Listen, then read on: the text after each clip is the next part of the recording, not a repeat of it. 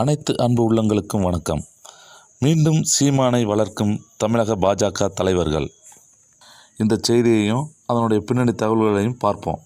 ஒரு கட்சி தொடர்ந்து போட்டியிட்டால் மட்டும்தான் மக்கள் முன்னாடி தன்னோட செயல்பாடுகளை காட்டி அதனை வாக்குகளாக ஈட்டி அதன் மூலம் வெற்றி பெற முடியும். அதே நேரம் போட்டியிலிருந்து விலகணும்னா மக்கள் நம்மளை நம்ப மாட்டாங்க. இதற்கு நாம் தமிழர் சீமானை ஒரு உதாரணமாக எடுத்துக்கலாம். அவர் கடந்த 15 ஆண்டுகளுக்கு மேலே போட்டிக்கிட்டு வராரு. 1%, 2% இப்படி ஓட்டு வாங்கினவர் தற்போது 8% ஓட்டுகளை பெற்றிருக்காரு. இதுக்கு காரணம் அவர் தொடர்ந்து போட்டிட்டது தான். ஆர்கே நகர் எலெக்ஷனில் டிடிவி பெரிய லெவலில் வந்தார்.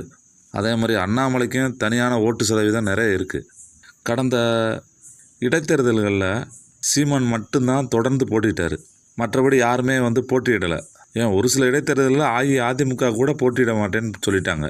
போட்டியிடாத கட்சியோட ஓட்டுக்கள் அதனுடைய கூட்டணி கட்சிக்கு முழுமையாக போகுமா அப்படின்னு பார்த்தா கண்டிப்பாக போகாது. வாக்காளர் அந்த டயத்தில் யார் நிலையாக தொடர்ந்து போராடுறாங்களோ அவங்களுக்கு தான் ஓட்டளிக்க விரும்புவாங்க.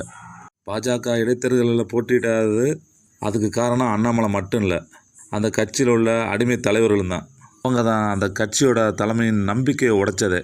இந்த மாதிரி நிகழ்வுகள் தான் அந்த கட்சியோட வாக்குகள் குறையிறதுக்கு அடிப்படை காரணமாக அமையுது. அப்படி பார்க்கும்போது சீமான் மட்டும்தான் தொடர்ந்து போராடுறாரு.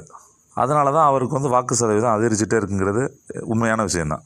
தற்போது பாஜக தலைவர் நயினார் நாகேந்திரன் மற்றும் முக்கிய தலைவர்கள் எல்லாருமே வரும் சட்டமன்ற தேர்தலில் எப்படியாவது அதிமுகட்ட இருந்து 4% சீட்டுகளை மட்டும் பெற்றால் போதும் அப்படிங்கிற மாதிரி செயல்படுறாங்க. அந்த பாராளுமன்ற தேர்தலில் பிரதமர் மோடியின் தலைமையை காட்டி அண்ணாமலை அவரோட செயல்பாட்டினால் வாங்கின வாக்கு சதவீதம் 11.4 தமிழகம் பாஜகவில்.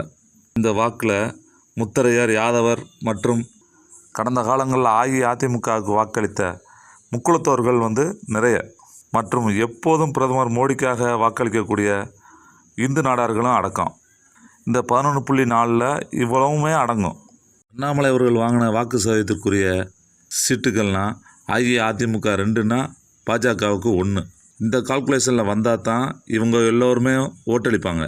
ஒருவேளை தற்போது இருக்கும் தலைவர்கள் அவங்க சுயலாபத்துக்காக பாண்டே போன்ற ஆட்கள் சொல்கிறாங்கல்ல 10 சீட்டு, 15 சீட்டு, 20 சீட்டுன்னு அந்த மாதிரி சீட்டு வாங்கினாங்கன்னா அந்த 11.4% ஓட்டு அளித்த அத்தனை பேரையுமே அவமைப்பதற்கு சமம்.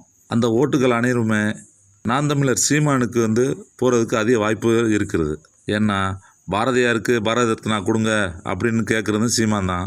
எடப்பாடியார் ஆட்சியில் இருந்தப்போ ஏன் பசுமன் தேவர் திருமணருக்கு பாரத ரத்னா கொடுங்க அப்படின்னு கேட்கல, இப்போது ஓட்டுக்காக கேட்குறாரு அப்படிங்கிறதையும் அடித்து ஒரு தூள் பண்ணுறாரு.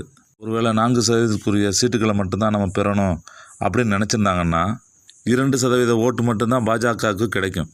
மற்ற ஓட்டுக்கள்லாம் நாம் தமிழர் சீமானுக்கு மாறுறதுக்கு வாய்ப்புகள் நிறைய இருக்குது. தற்போதைய பாஜக தலைவர் நயினார் நாகேந்திரன் இதை விரும்புகிறாரா என்னென்னு வருங்காலங்களில் தெரிய வரும். நன்றி நண்பர்களே.